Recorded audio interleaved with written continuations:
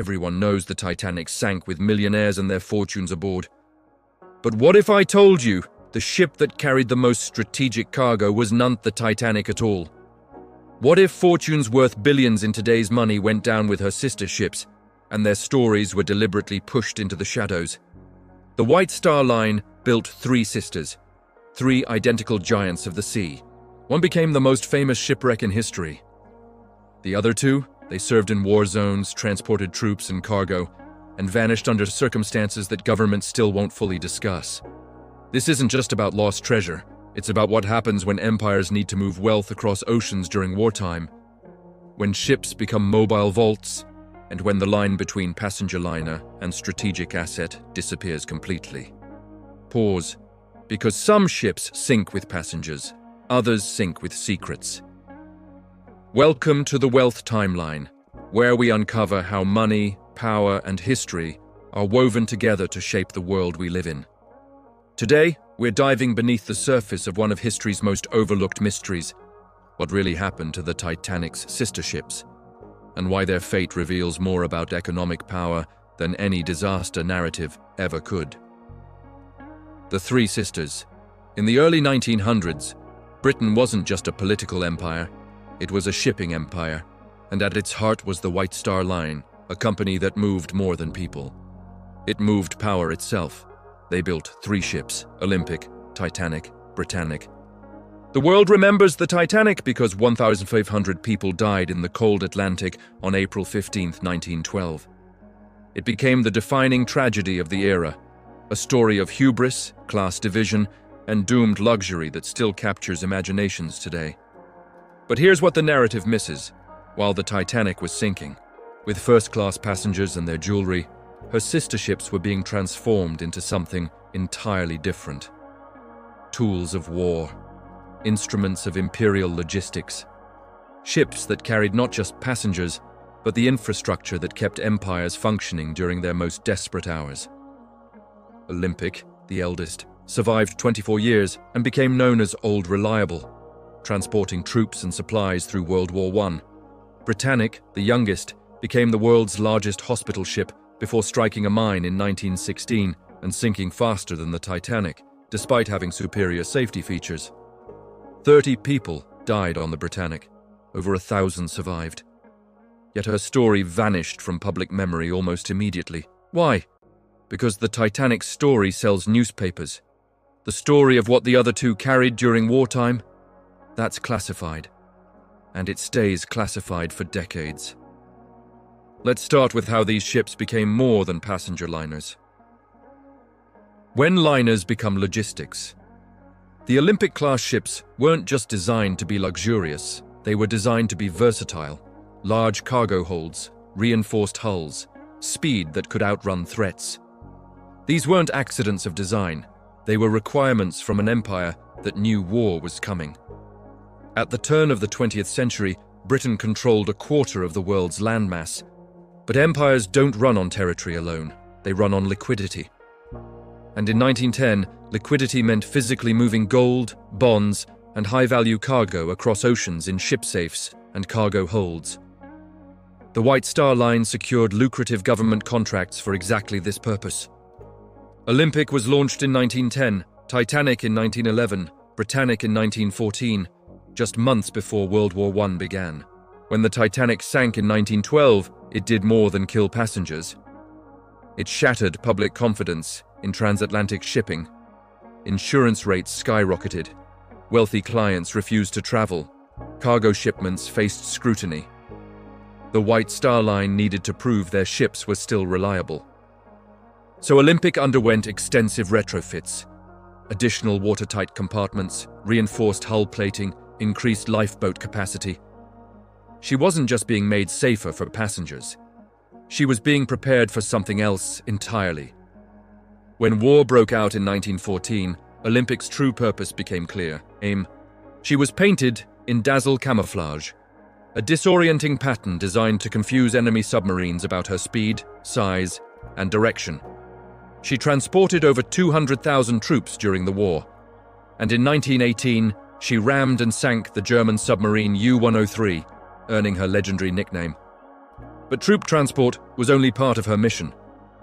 Olympic also carried war materials, medical supplies, or, according to period financial records, undisclosed strategic cargo between North America and Britain. The details were never made public. Britannic, meanwhile, never served as a commercial liner. She was requisitioned by the British Admiralty before her maiden passenger voyage and converted into hospital ship number 3. Painted white with green stripes and massive red crosses, she made 5 successful voyages, evacuating wounded soldiers from the Mediterranean. Then, on her 6th voyage in November 1916, everything changed. The perfect cover. Hospital ships occupied a unique position in wartime. Under international law, they couldn't be attacked. They had protected status. They could move through war zones with relative immunity. They also weren't subject to the same inspections as military or commercial vessels. Britannic was the largest hospital ship in the world at the time, capable of carrying over 3,300 wounded soldiers. But a ship that size has more than medical wards. It has cargo holds, storage areas, secure compartments. And in 1916, Britain was facing a financial crisis. The war was draining gold reserves faster than they could be replenished. The Bank of England needed collateral to secure American loans. That collateral existed in the form of liquidated assets from Ottoman territories, gold, bonds, currency reserves that needed to be transported from the Mediterranean back to London. The fastest and safest way to move that cargo? A hospital ship flying the protected flag of the Red Cross. This wasn't conspiracy, it was wartime pragmatism. Governments have always used creative logistics during conflicts.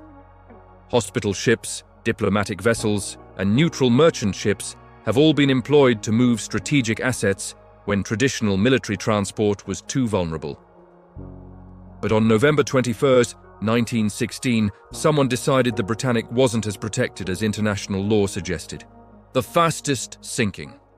At 8:12 a.m., Britannic was steaming through the Key Channel in the Aegean Sea when an explosion tore through her starboard side. The ship listed immediately. Captain Charles Bartlett ordered the lifeboats launched, but several were lowered while the ship was still moving. They were sucked into the propellers, killing 30 people. Within 55 minutes, Britannic had sunk, faster than the Titanic. Faster than her designers thought possible, given her improved watertight compartments and enhanced safety features. The official explanation, a German mine laid by submarine U-73. But survivors reported inconsistencies. A second explosion from inside the ship. Watertight doors that were found open during later explorations, something that shouldn't happen during an emergency. British diver Richard Stevenson found that several watertight doors were open during a 2003 expedition. Experts later confirmed that mine anchors were located near the wreck, and the damage was compounded by open portholes and watertight doors. Whether those doors were open due to crew error during shift changes or for other operational reasons remains debated. What's not debated, the British Admiralty classified all records of Britannic's final voyage. They remained sealed for over 70 years. No manifest of her cargo was ever released. No explanation for why a hospital ship with advanced safety features sank so catastrophically. And here's what makes it stranger.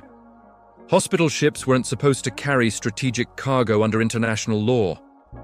If Britannic was carrying assets beyond medical supplies, acknowledging it would violate the Geneva Conventions and potentially justify the attack. So the silence served everyone. Britain protected its wartime practices. Germany avoided accusations of deliberately targeting a hospital ship. And the truth went down with the wreck. But Britannic's loss didn't end the practice. It just made it more careful. The Ocean's Vault. After Britannic sank, Olympic continued her wartime service with even greater secrecy. She transported troops, munitions, and undisclosed cargo across the Atlantic until the war ended in 1918. She returned to passenger service briefly in the 1920s, then was decommissioned and scrapped in 1935. But before she was dismantled, something interesting happened. Her safes and secured cargo areas were emptied under Admiralty supervision. No public record exists of what was inside. This pattern repeated across dozens of wartime ships. When military and commercial vessels carrying valuable cargo were sunk, their loss was recorded, but their cargo often wasn't. State assets, gold reserves, currency shipments, bonds, and securities simply vanished into classified files. The SS Laurentic, torpedoed in 1917, carried 3,211 gold bars worth $25 million at the time, over $600 million today. The British government spent 5 years secretly salvaging the wreck and recovered almost all of it. The SS Egypt, sunk in 1922, carried gold and silver worth over $1 billion in modern value, eventually recovered in one of the most expensive salvage operations in history. But these were the known shipments, the ones governments acknowledged because they needed insurance claims or salvage rights. How many ships carried undisclosed cargo that was never officially recorded? How much wealth simply disappeared into the ocean with no paper trail? We can't know.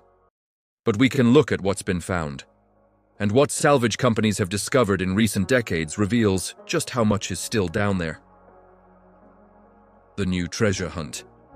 In 2025, divers recovered artifacts from the Britannic wreck for the first time, including the ship's bell, navigation lamp, ceramic tiles from a Turkish bath, and silver-plated first-class trays. The operation was organized by British historian Simon Mills, who purchased the wreck from the British government in 1996. Think about that for a moment. A private citizen bought a wartime wreck from a government, which means that wreck, and potentially its cargo, became private property under maritime law. This is the new frontier of wealth recovery. Deep-sea salvage companies using advanced robotics, sonar mapping, and AI prediction models to locate historic wrecks. Some carry treasure. Some carry strategic materials. All of them exist in legal gray zones where ownership is disputed, and national governments fight private salvers for control. In 2011, Odyssey Marine Exploration recovered 110 tons of silver, worth $38 million, from the SS Gersopper, torpedoed in 1941. Britain claimed ownership. Odyssey sued. Britain won, citing sovereign immunity. The Spanish galleon San Jose, sunk in 1708 off Colombia, carries an estimated $17 billion in gold, silver, and emeralds. Colombia claims it. Spain claims it. A private salvage company claims it found the wreck first. Indigenous communities from Peru and Bolivia claim the treasure was stolen from them under colonial rule. The case is now before international arbitration. Even Britannic's wreck remains controversial. She sits at nearly 400 feet depth, making her accessible to technical divers, but protected under Greek law as a war grave. Expeditions in the 1990s examined the cargo holds and found them intact, proving no internal explosion occurred and disproving theories about munitions on board. But those intact holds have never been fully excavated. What they contain remains unknown. And under current law, they likely never will be opened. Which brings us to the real question. Why does this matter now? Because the same systems that moved wealth physically in 1916 still exist today. They've just gone digital. When Olympic carried assets across the Atlantic, she was vulnerable to U-boats. Today, digital financial systems are vulnerable to cyber attacks. Cross-border asset transfers still require physical gold reserves as backing. Central banks still store thousands of tons of bullion as strategic reserves. The method changes, the necessity doesn't. And the ocean, it's still the world's largest unregulated vault. An estimated $60 billion in treasure from Spanish shipwrecks alone remains on the ocean floor, according to salvage company Mel Fisher's Treasures. That doesn't count military vessels, commercial ships, or undisclosed state cargo. Whoever controls the technology to recover that wealth and the legal framework to claim ownership will reshape maritime economics for the next century. The race is already underway. What sinks, what survives? So why don't we talk about the Titanic's sister ships? Because the Titanic is a story about tragedy. Olympic and Britannic are stories about systems, and systems are always more important and more dangerous than individuals. Here are 3 things you need to understand. First, wealth doesn't disappear when it sinks. it relocates. The ocean floor contains billions in gold, silver, and state assets that are legally protected but physically accessible. As deep-sea technology advances, the battle over who owns that wealth will intensify, and it will redefine maritime law, salvage rights, and international finance. Second, governments control narratives, not just assets. The reason Britannic's cargo remains unknown isn't because records were lost, it's because they were classified. When ships carrying strategic assets sink, the loss is acknowledged, but the cargo rarely is. That pattern continues today with military shipments, diplomatic pouches, and sensitive materials that travel with no public accounting. Third, history's greatest fortunes aren't always found in vaults. Sometimes they're scattered across ocean floors in places no one can reach, owned by nations that no longer exist, and claimed by governments, corporations, and individuals who will spend decades in court fighting over them. The legal battles reveal more about modern power than the treasure itself ever could. Because in the world of wealth and power, history never ends. It just changes depth. The treasures of the Titanic's sister ships are still out there. Some will be recovered. Some will remain lost forever. But the real treasure isn't gold or silver. It's understanding that empires move wealth through systems designed to survive, even when the ships don't. And those systems are still operating today, just beneath the surface, waiting for the right technology to bring them back into the light. If you enjoyed uncovering this hidden chapter of history, don't forget to like this video, subscribe to the Wealth Timeline, and turn on notifications. Because the next story might just reveal what really happens when power goes underwater.